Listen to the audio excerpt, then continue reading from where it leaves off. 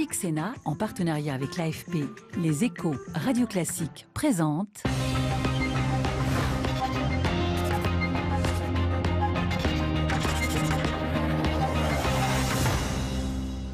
Éric Woerth, le président Les Républicains de la Commission des Finances de l'Assemblée nationale est l'invité de l'épreuve de vérité. Bonsoir. Bonsoir. Et merci d'avoir accepté de participer à ce rendez-vous de Public Sénat avec l'AFP, avec Les Échos et avec Radio Classique. 3 grandes questions vous seront posées au cours de cette émission. 1. Emmanuel Macron est-il en train de sortir la France de l'ornière, indice économique plutôt favorable, et puis réformes en cascade. Vous répondrez à Jean-Francis Pécresse. 2. Laurent Wauquiez, qui est bien placé pour prendre la tête de votre mouvement à la mi-décembre, peut-il rassembler la droite? Nadège Puljac viendra vous poser la question. Enfin, 3. Sommes-nous entrés dans un nouveau monde où est-ce toujours le règne aujourd'hui de la vieille politique? Michaël Zamès de Public Sénat vous a préparé une batterie de questions sur cette thématique, mais d'abord une toute première question d'actualité.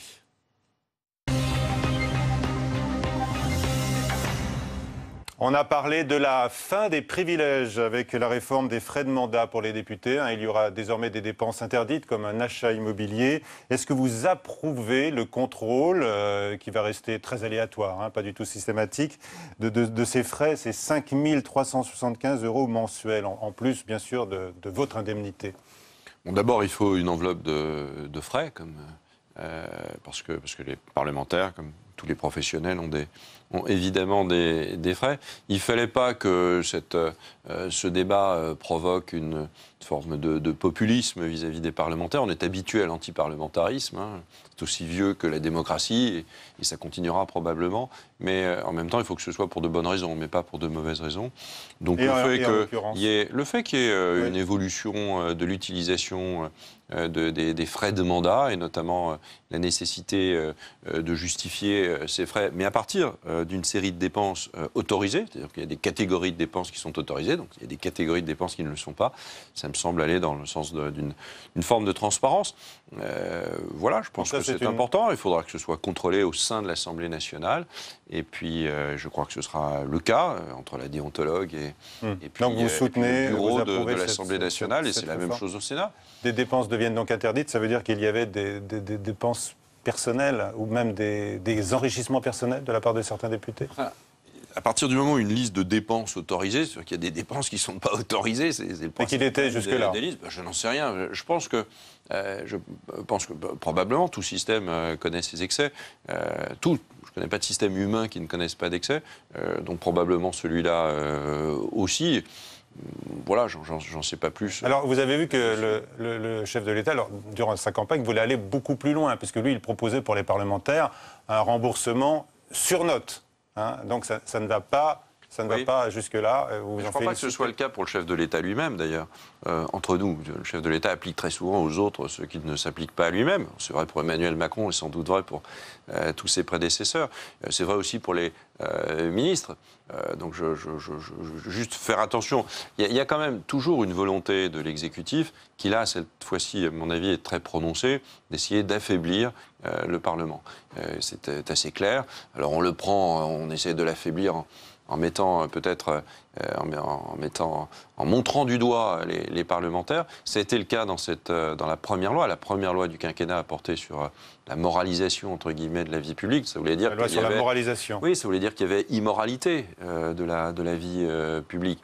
C'était pas le gouvernement n'avait rien à voir là-dedans. C'était évidemment toujours le Parlement. Non, mais on ne peut pas faire rimer moralisation et puis affaiblissement du Parlement. Je pense que nul n'est obligé de faire la première loi d'un quinquennat là-dessus. Ça veut bien dire qu'à ce moment-là, on considère qu'il y a une vraie immoralité du Parlement, des parlementaires, et donc on affaiblit, ou à moins qu'il faut le prouver dans ce cas-là. Mais si ce n'est pas le cas, et je crois que ce n'est pas le cas, à ce moment-là, il y a quand même une mise sur la sellette de parlementaires pour de mauvaises raisons. Vous les approuvez, mais en même temps... Surtout pour des mesures que ni le gouvernement, ni le président de la République ne s'appliquent à eux-mêmes. D'accord. Donc vous approuvez ces mesures sur le fond, mais vous dites que ça participe quand même d'un affaiblissement du Parlement. Et ça, la faute revient à l'exécutif. Pour la transparence, l'explication, je suis pour tout cela. Je dis simplement que d'abord, il y a des limites à la transparence, comme dans tout métier. comme dans tout métier. Il faut évidemment garder, non pas une part d'ombre, mais garder une part de confidentialité. Et puis, à ce moment-là, je pense que le gouvernement a aussi beaucoup de progrès à faire. D'accord. Vous pouvez leur faire des suggestions. Je suis prêt, s'ils me le demandent, je le ferai avec plaisir. Bon, vous avez des propositions éventuellement sur ce sujet. La suite de l'épreuve de vérité tout de suite avec Jean-Francis Pécresse, le directeur de la rédaction de Radio Classique.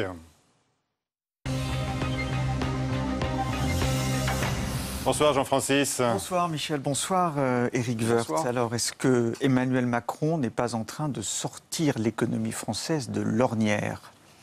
Alors l'économie française, elle en sort sans Emmanuel Macron. C'est-à-dire qu'elle est dans un rythme d'évolution qui fait qu'on commence à être à peu près dans le peloton, dans le peloton des économies européennes et des économies de l'OCDE. Ça a mis du temps, on a pris beaucoup de temps pour ça, mais que ce soit Emmanuel Macron ou quelqu'un d'autre à la présidence de la République, le taux de croissance de la France, aujourd'hui, dans 2 ans ou 3 ans, sera un autre sujet, mais aujourd'hui, serait exactement le même. Il y est pour rien.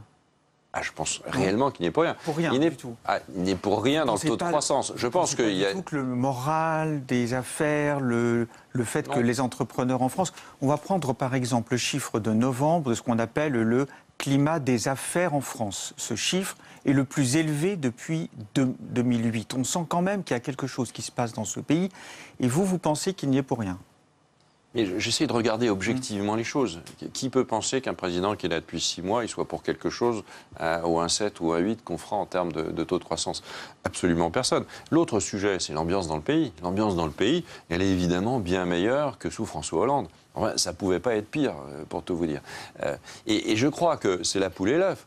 C'est-à-dire que le taux de croissance, je rappelle qu'on est quand même encore un peu en dessous du taux de croissance moyen de l'Union européenne. Mais on est à un taux de croissance aujourd'hui qui nous permet de financer des choses qu'on ne pouvait plus financer par ailleurs. Je rappelle quand même que ce taux de croissance, c'est celui-là qui remplit les carnets de commandes des entreprises et que le chef d'entreprise ou les milieux économiques, évidemment, leur morale varie en fonction de leur carnet de commandes. Donc tout ça, c'est la poule et l'œuf. Et puis il y a des mesures emblématiques et je ne sous-estime pas la capacité du président à représenter une France à l'étranger qui est bien représentée et puis aussi à donner envie à celles et ceux qui ont envie d'investir. Les actes sont parfois un peu différent, mais ça on peut rentrer dans le détail. On va le faire. Je ne nie pas la capacité de conviction ou d'attraction ou de communication du président de la République. Je ne nie pas non plus sa volonté de réforme. Mais je dis tout président de la République aujourd'hui serait dans un système de réforme approfondi parce que le temps est venu pour cela. Après la crise, 10 ans après la crise, le temps est venu pour ça. Des réformes approfondies, dites-vous, après celles du précédent quinquennat. En quelque sorte, écoutez ce que dit Michel Sapin. C'était ce matin sur Public Sénat. Il reconnaît des mérites et on va voir si vous allez aussi loin que lui. Qu'y aurait-il de mal? Qu'y aurait-il de préjudiciable pour le président d'aujourd'hui à dire que, par exemple, la situation économique de cette année, je ne parle pas de dans 1 an ou dans 2 ans, elle est due à quoi? À des décisions, en particulier, prises par son prédécesseur. Il peut le dire d'autant plus que, comme il a été ministre de l'économie, il a participé à ces décisions, qu'il a été un principal conseiller du président de la République précédent, et donc il a participé à ces décisions. Je pourrais prendre toute une série d'exemples. La formation professionnelle, aujourd'hui, elle va être réformée, c'est très bien, il faut l'approfondir, mais approfondir quoi? La réforme qui avait été menée précédemment. Oui, il y a un héritage. De toute façon, tout ça est une continuité, donc il y a un héritage. Mais la positive. Hollande n'a pas fait que des choses négatives. Le CICE, la baisse des charges patronales, a amené de la compétitivité au pays, même si ça n'a pas été très bien fait. Vous dites le contraire, il y a le CICE, exactement 1 an, vous aviez cette phrase au mois de novembre 2016, François Hollande casse la France. Il est en train de casser la France. Laissez-moi développer 1 minute, parce que sinon, le CICE était une bonne mesure. Le pacte de responsabilité, on a toujours considéré que c'était une bonne mesure, trop compliqué. Il y a d'autres points là-dessus, mais c'était une bonne mesure, parce que, d'un autre côté, François Hollande, il n'a jamais été vraiment président de la République. La vérité, c'est ça, dans le cœur des Français. Et que beaucoup de mesures ont été des mesures dont on a mis beaucoup de temps à s'en remettre. L'augmentation massive de la fiscalité des ménages et des entreprises. Rien sur le code du travail. La loi El Khomri a été un échec et une reculade. Le fait de casser la gauche lui a rendu impossible d'avoir une majorité au Parlement. Enfin, bref, tout ça a conduit à une situation inextricable. Mais la croissance qui est aujourd'hui la croissance française, c'est une croissance dont Emmanuel Macron, d'une certaine manière, hérite. Mais c'est hérite de François Hollande. Mais d'où elle vient parce que cette croissance française, du monde entier. Elle vient pas de Hollande. Mais non, mais elle vient du monde entier, parce que M. Sapin, il a quand même oublié aussi toutes les erreurs qui ont été commises, et Dieu sait qu'elles ont été extraordinairement nombreuses. Et dans cette erreur-là, il y a le fait que la France, elle a été en retard de croissance pendant toutes les années Hollande, jusque l'année dernière, jusqu'en 2017, quoi, jusque cette année. Voilà. Aujourd'hui, on est juste dans une croissance de rattrapage. Aujourd'hui, la France, elle a le taux de croissance qu'elle aurait dû avoir il y a 2 ou 3 ans. Bon, on a 2 ou 3 ans de retard, probablement à cause des mesures de François Hollande. Sur la politique économique elle-même, vous la jugez comment? Est-ce qu'il n'y a pas quand même une réorientation de la politique vers les entreprises? Par exemple, par la baisse du taux de l'impôt sur les sociétés, par la suppression de l'impôt sur la fortune? Je voudrais m'extraire de la doxa classique là-dessus. Je pense que non. Et j'essaie de le dire et de le prouver parce que je le regrette. On est dans une phase de croissance. Donc c'est plus facile, tellement plus facile de réformer avec 2% de croissance qu'avec moins 2% de croissance. Et le paysage, il est totalement différent. Donc on est dans un moment de facilité pour la réforme. Donc il faut l'utiliser à plein. Et dans le domaine des dépenses et des finances publiques, on a des dépenses publiques qui continuent à augmenter plus vite que l'inflation. On a un déficit public de l'État qui n'a jamais été aussi important sur les 6 ou 7 dernières années quand même, il faut le dire. Et le gouvernement n'a pas décidé de faire de l'entreprise une priorité. Pourquoi? C'est les faits. Quand on transforme, mais faut être un peu technique malheureusement, mais quand on transforme le CICE, bon. Oui, mais c'est la réalité des choses. Alors, la baisse des charges, transforme le crédit d'impôt en baisse des charges, on oublie au passage 3,2 milliards d'euros que les entreprises paieront. Donc c'est une augmentation du coût du travail. Quand sur l'impôt sur les sociétés, le gouvernement affiche sa volonté de baisser l'impôt sur les sociétés, c'est en réalité une mesure de François Hollande qu'il avait déjà fait voter. Et puis mesure de François Hollande, le gouvernement confirme la mesure de François Hollande, la prend pour lui-même et la prolonge. Mais dans le même temps, il augmente l'impôt sur les sociétés, comme on ne l'a jamais augmenté, en 15 jours, pour financer une mesure de la taxation des dividendes, une mesure annulée de fiscalité par le Conseil constitutionnel. Et le gouvernement se trouve en face de cela. Plutôt que de financer par des économies, il augmente massivement. Il augmente de 15% ou de 30% selon le niveau de chiffre d'affaires des entreprises, l'impôt sur les sociétés payé par elles-mêmes au mois de décembre. Donc on voit bien qu'il n'y a pas... En réalité, c'est moins bien que Hollande dans le domaine. C'est comme ça. Alors la conjoncture est meilleure, donc c'est beaucoup plus facile. Mais c'est moins bien que Hollande. Le CICE, c'est une augmentation des charges patronales ou des charges des employeurs par rapport à François Hollande.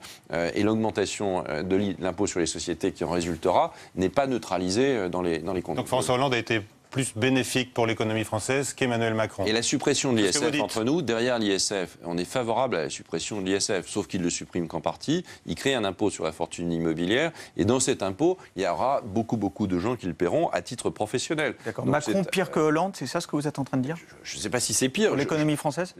Je considère qu'aujourd'hui, le gouvernement d'Emmanuel Macron n'a pas montré sa volonté de mettre en avant la compétitivité du pays. Dans les discours, sur les estrades, la France est une start-up, tout ça c'est bel et beau, mais c'est pas ce qui se passe. Dans le financement des entreprises, avant l'ISF-PME concourait à 7 ou 800 millions d'euros de financement des petites et moyennes entreprises. C'est plus le cas, il n'y a plus d'ISF, on supprime la niche fiscale, peut-être fallait-il supprimer le dispositif, mais il fallait au moins le remplacer pendant quelques années. Les propositions faites par la majorité sont des propositions extrêmement étroites. Aller au-delà des 2,5 SMIC dans la baisse des charges patronales. C'est le rapport gallois. Donc vous voyez, c'était pas nous, c'est le rapport gallois. Nous, on considère que c'était effectivement quelque chose d'important parce que c'est les salaires de l'industrie. Et l'industrie française, c'est celle qui est exposée à la concurrence. Il y a un refus absolu de dépasser les 2,5, etc., etc. À propos des 3%, de déficit, voilà, il y a un sondage pour cette émission. Vous êtes président de la Commission des finances de l'Assemblée nationale. Est-ce que vous êtes... on passe au sondage tout de suite. Je vous le présente, les résultats, parce que c'est la première question. Est-ce indispensable que la France réduise donc cette année son déficit pour passer sous la fameuse barre des 3%? Voilà la question posée. La réponse, écoutez, il y a une grande majorité de oui. Les Français sont convaincus à 72%. 27% disent non. Votre question, Jean-Francis? Est-ce que ce sera le cas? Est-ce que vous êtes assuré que fin 2017, déjà, la France passera sous les 3%, compte tenu de la petite incertitude sur les recettes liées à l'annulation de la taxe sur les dividendes de 3%. Moi, je ne suis pas chez Eurostat, donc c'est plutôt le niveau européen qui va calculer tout ça. Je n'en sais rien. On voit bien que cette taxe, ce collectif budgétaire numéro 1 sur le remplacement de la taxe à 3%, il a créé beaucoup de confusion. Je crois que c'était une très mauvaise idée de faire une tragédie là-dessus pour essayer de montrer que le gouvernement faisait beaucoup mieux que ce qu'avait fait le précédent, ça c'est sûr. Mais enfin, est-ce qu'on avait besoin d'une telle tragédie ? Je ne le crois pas, et je pense surtout qu'on n'avait pas besoin d'une telle solution, parce que une solution qui crée une incertitude incroyable. Ça veut dire dès qu'il y a un problème en France, on met un maximum de fiscalité. Bon, est-ce qu'on sera à 3 ou pas à 3 ? C'est Eurostat qui le dira. Moi, je crois qu'il faut, en tout cas, il faut continuer cet effort qui est faible en France, qui aujourd'hui est faible, était faible sous Hollande et continue à être faible sous Macron. Il faut absolument maîtriser la dépense publique. La réponse n'est pas dans l'augmentation de la fiscalité. On est 10 ans après la crise. Il y a eu une crise majeure. Aujourd'hui, la France, elle doit retrouver un rythme d'évolution de la dépense qui soit très inférieur et fondé sur des réformes de structure, pas sur la conjoncture. Et quand on regarde ce que dit l'Union européenne, on s'aperçoit que les quelques efforts qui sont faits, l'amélioration du solde budgétaire, c'est essentiellement dû à du conjoncturel et pas à du structurel. Et si nous faisions les efforts structurels que demande la Commission, alors on serait à un déficit bien Et qu'est-ce que vous préconisez, vous ? C'est de relancer les suppressions d'emplois dans la fonction publique, par exemple ? On serait, si réellement le gouvernement, s'il n'y avait pas ce déficit, s'il avait un niveau de déficit structurel qui était contenu, qui était moins contenu, on serait à 3,3% de déficit. Donc c'est un peu comme ça que la Commission compte. Donc c'est le conjoncturel qui permet d'aller en dessous des 3. Et sur les 3 ans qui viennent, on flirte avec les 3. On est à 2,9, 2,8, 3 en 2019. Donc on flirte avec tout ça. Ça nécessite des réformes de fond des dépenses publiques. Par exemple, la réforme des retraites, elle doit continuer. C'est la première dépense publique. Nous, on l'a fait, toujours. On a toujours affronté. Même si ça va mieux, là. Mais non, mais ça va. Vous savez, une réforme est annoncée. Ça va mieux parce qu'on mesure tous les mois, on change d'idée là-dessus. Donc une réforme systémique est annoncée. Mais systémique, ça ne veut rien dire, mais strictement rien dire. La réforme, changer l'âge de la retraite et le passer à 60 ans, c'était systémique, parce que ça cassait un tabou qui était la réforme, qui était la retraite à 60 ans. Les réformes par points, c'est très important, il faut, mais c'est pas ça qui permet de financer les retraites. Ce qui permet de financer les retraites, c'est de savoir combien on touche, au fond, à quel âge on le touche et quel est le niveau de cotisation, que ce soit des points ou pas des points. Il faut qu'il y ait une cotisation, en tout cas des prestations sociales qui soient maîtrisées et qui soient uniques. Et pas uniquement, à bout je fais un peu d'APL, le lendemain je dis aux bailleurs sociaux qu'ils doivent rembourser l'APL, et puis j'appelle à une grande loi qui viendra plus tard. Et la maîtrise des effectifs de la fonction publique. Il y a 324 fonctionnaires de moins sur les ministères en 2018. Bon, fondamentalement, où est la grande ambition ? J'en sais rien. C'est pas des petits projets, c'est pas des petites ambitions, même avec une forte communication et même avec une communication ambitieuse qui vont permettre à la France de réformer. Et c'est le moment. Très rapidement, la Cour des comptes a publié un rapport assez sévère sur la médecine libérale en prenant des mesures coercitives. Est-ce que la Cour des comptes est bien dans son rôle ?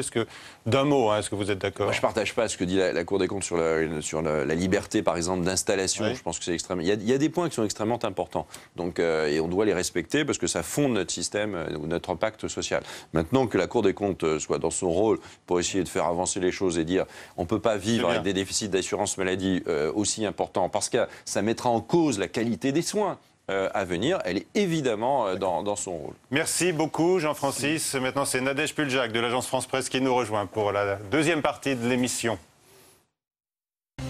Bonjour. De vérité avec l'AFP. Bonsoir Nadège. Bonsoir. Bonsoir.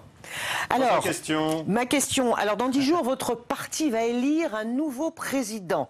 Vous êtes toujours pour M. Wauquiez ? Oui, oui. Bon, c'est lui qui va gagner, parce qu'en tous les cas, c'est le favori. Écoutez, on s'est toujours trompé dans les pronostics, donc je serai prudent, n'est-ce pas ? Bon, mais si par hasard, il n'était pas élu dès le premier tour, c'est-à-dire le 10 décembre, face à 2 candidats qui sont quand même moins connus, moins capés que lui, Madame Portelli et Monsieur de Calan, Maël de Calan, est-ce que ça serait une forme d'échec ?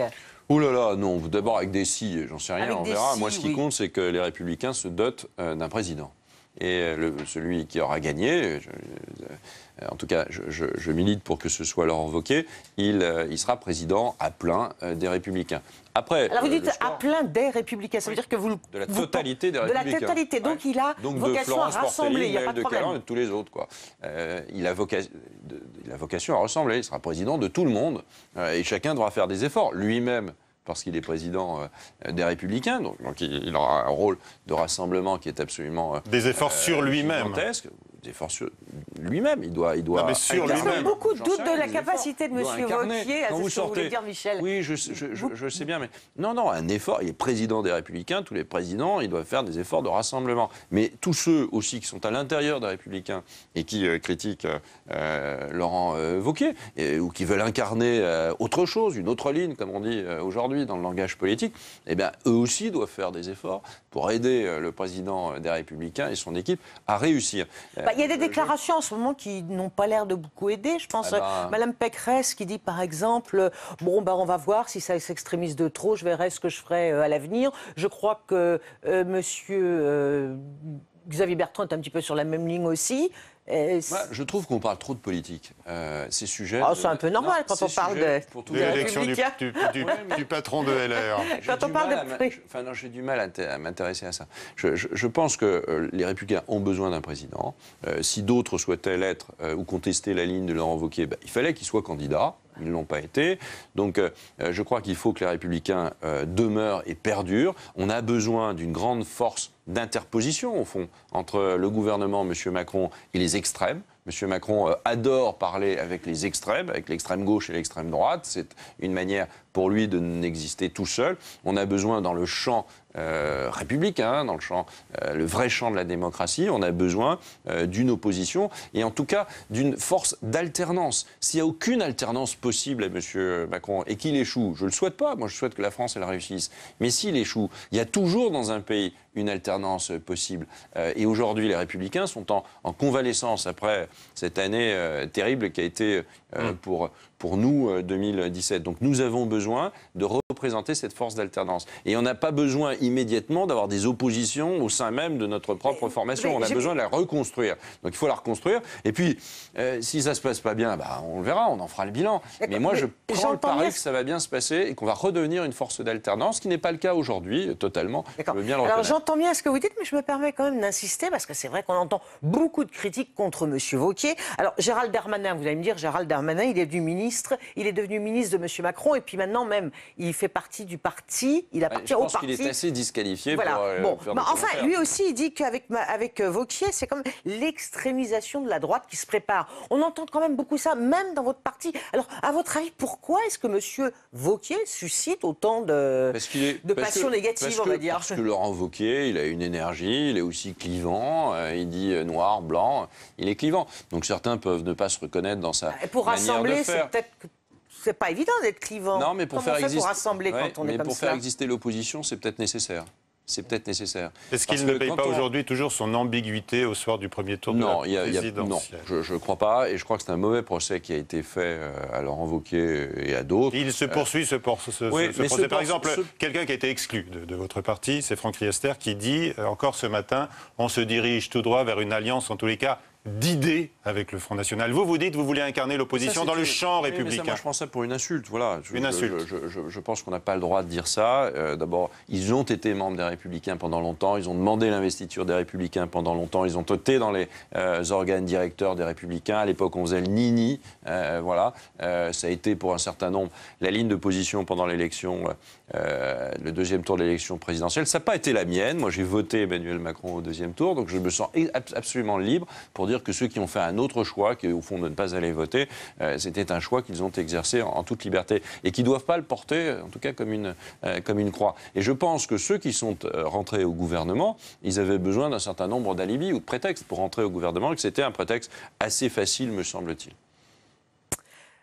Je vous propose d'écouter l'une des personnalités qu'on n'a pas encore citées jusqu'à présent, c'est Alain Juppé, qui est venu rendre visite aux sénateurs constructifs. Pas très tendre non plus avec M. Wauquiez. Pas très tendre avec Laurent Wauquiez. En tous les cas, quand il parle devant les micros, il est assez concis. Écoutez bien ce qu'il dit sur sa position à lui. Il faut toujours construire. Moi, je ne suis pas quelqu'un de destructeur. Allez, au revoir. Voilà, alors voilà, donc ça c'est quand même Il a une pierre raison. dans le jardin de Il a raison. Wauquiez. Il a raison. Je pense qu'il vise celles et ceux qui ont pense à mal. rejoint le gouvernement. Mais il a raison. Il faut être constructeur. Et nous le sommes. Mais Et quand le il parti dit ça, il politique pense à doit l'être. personne d'autre. Il le dit comme ça. C'est une vérité de la palisse, à la limite. Il faut être constructeur, pas destructeur. Ah, mais là, voilà. il était avec Ouais. les sénateurs pro-Macron. Hein.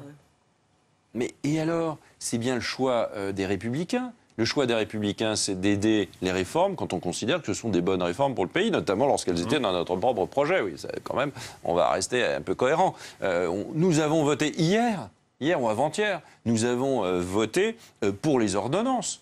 C'est pas une opposition constructive, et je retire le mot d'ailleurs qui n'existe plus, puisque les constructifs, même le sigle politique a éclaté en 1000 morceaux entre je rejoins En Marche, je crée un petit parti, ou trois, je sais pas où je vais. Bon, franchement, moi je pense qu'il y a un pôle solide, sérieux, ancré sur les territoires, dans les territoires, avec des élus locaux. Nous avons un pôle solide et sérieux qui s'appelle les Républicains, qui a ses racines dans l'histoire de notre pays. Eh bien, il faut le faire vivre, le faire revivre, refonder peut-être nos valeurs, réellement, le dire concrètement, travailler sur des projets. Vous dites refonder nos valeurs.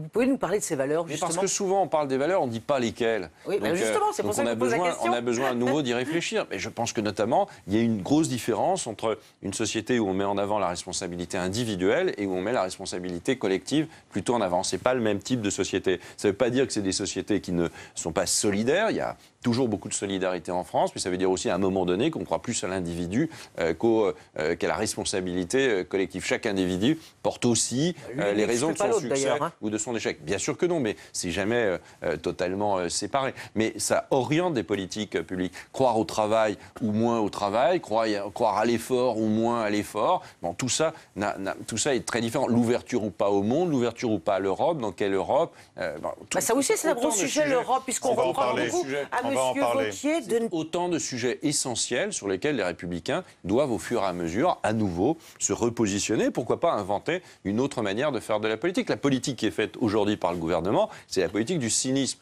C'est une ancienne.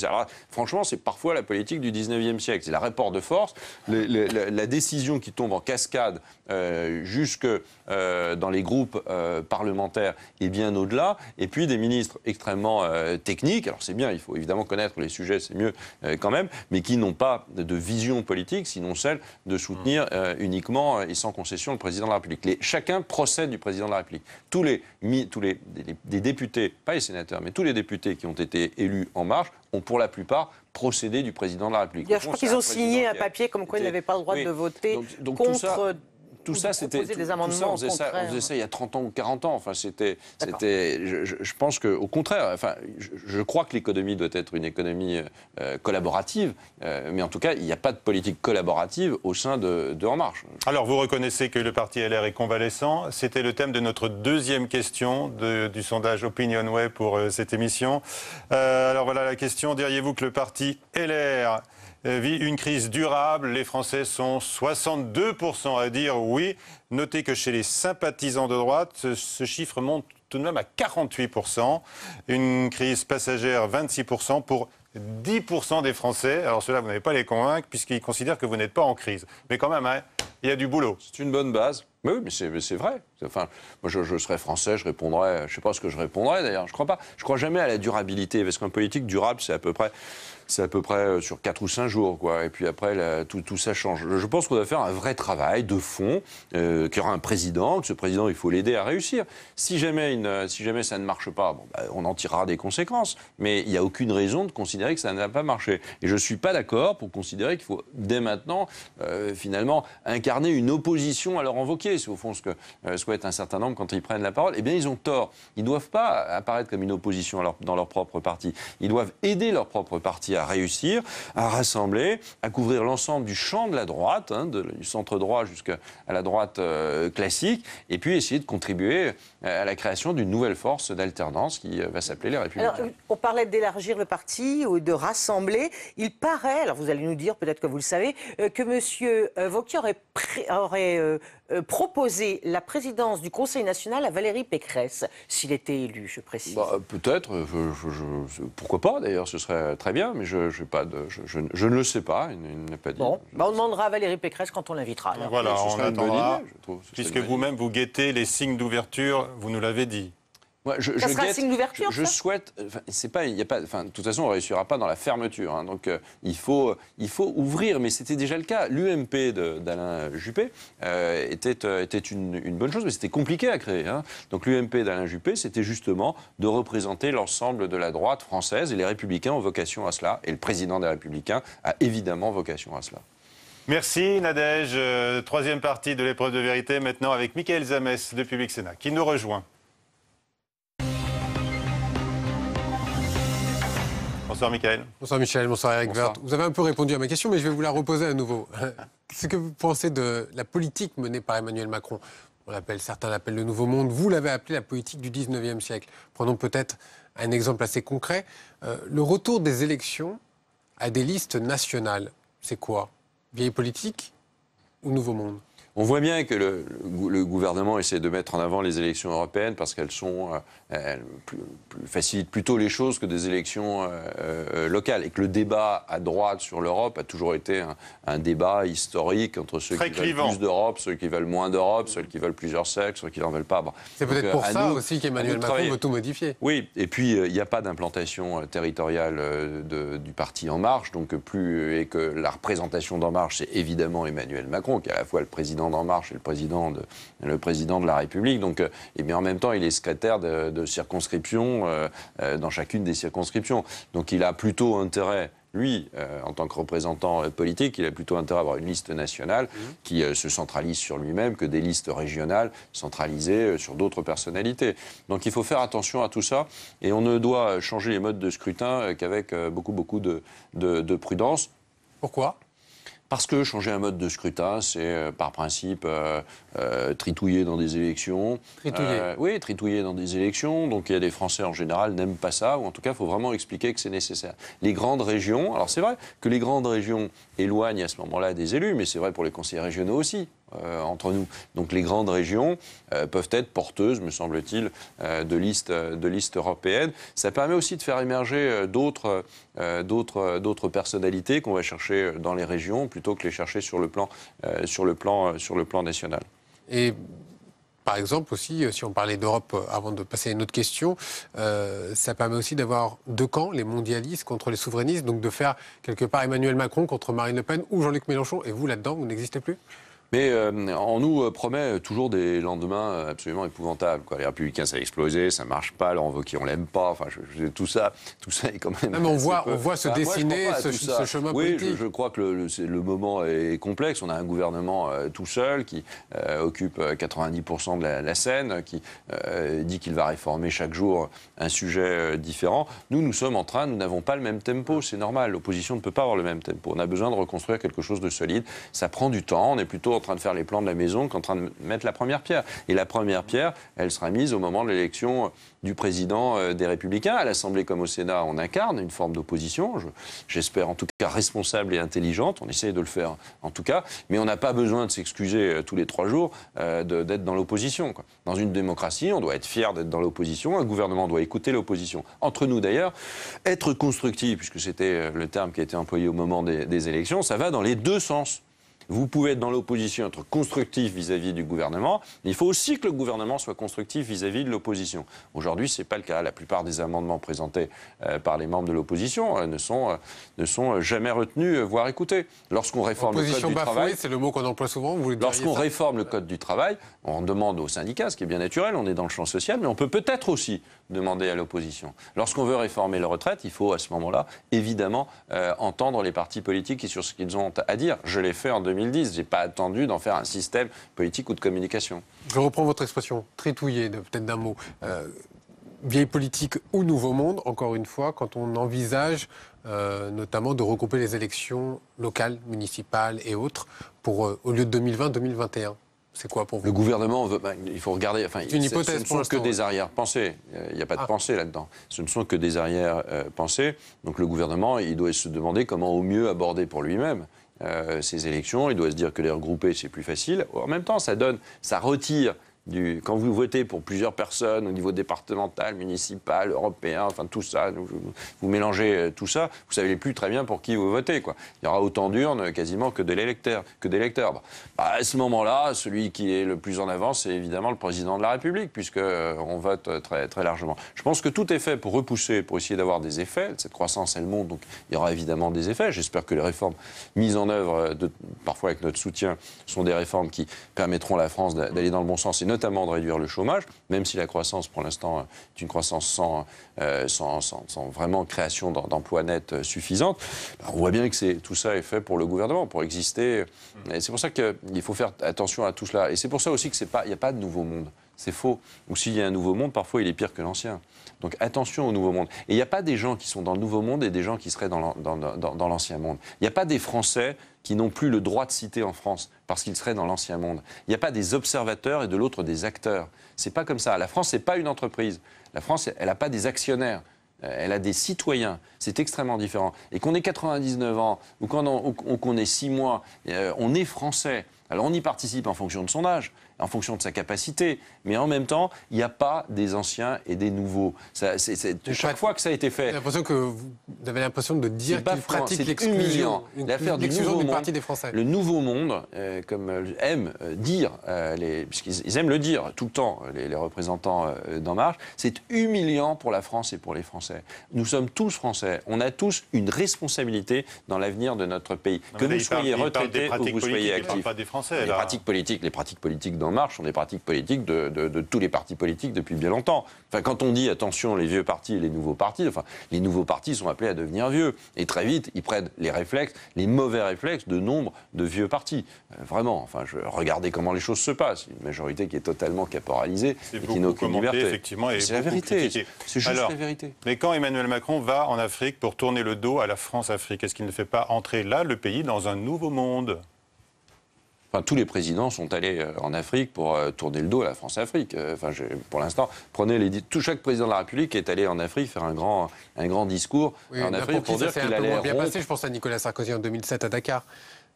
Il est probablement allé trop loin. Il a probablement employé des formules malheureuses que je ne. Mais il y est allé en tout cas pour essayer de dire des choses. Emmanuel Macron, il va pour essayer de dire un certain nombre de choses. Et ça se termine par cette affaire de climatisation.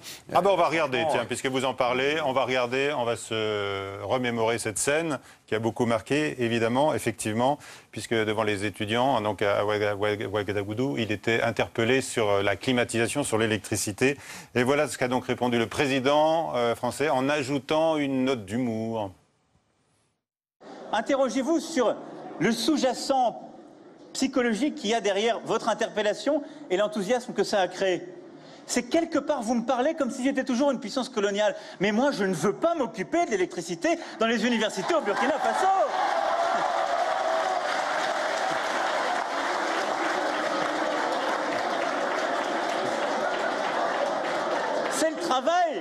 C'est le travail du président.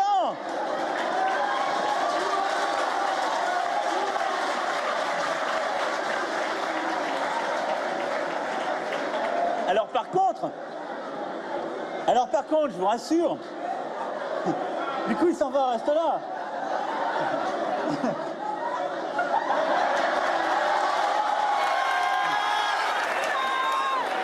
Du coup il est parti réparer la climatisation. Qu'est-ce que ça vous fait ? Moi je connais ces ambiances, j'ai été dans des réunions de cette nature, il y a une ambiance souvent assez extraordinaire, mais c'est quand même les propos du président de la République, c'est pas le propos d'un ministre ou même d'un Premier ministre. Il faut faire attention au fond à ce qu'on dit. Je ne suis pas sûr que Emmanuel Macron l'aurait dit ailleurs qu'en Afrique, quoi. Et je ne suis pas sûr que donc ça rompe avec un certain nombre de mauvaises habitudes qu'ont eu les Européens. Je ne suis pas sûr qu'il aurait parlé à un autre dirigeant de la même manière. Donc il faut faire très attention. On peut toujours dire que c'est de l'humour, c'est très bien l'humour, je ne suis pas contre. Mais enfin, il y a un côté exalté dans ce discours. Il y a un côté très exalté, très, très, très curieux. D'abord, il dure 2h45.